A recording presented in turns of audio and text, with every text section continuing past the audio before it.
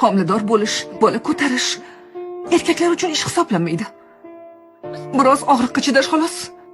Mayda-chuyda muammolar, soch to'kilishi, yuzdagi chipqonlar, badandagi toshmalar, tuganmas ukollar olinsa nima bo'pti? Ona o'z tanasidan yangi tug'iladigan bolaga barcha narsasini beradi. Shu tufayli o'zi ancha holdan toyadi.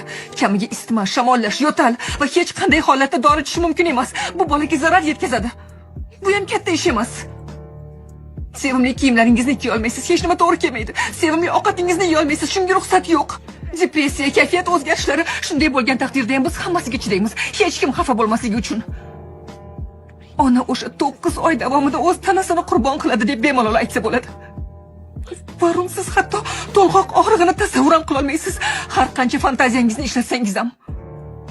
Lekin biz hammasini tabassum bilan qabul qilishga majburmiz. Chunki shuni bilamizki, chaqaloqni bir marta ko'rganimizda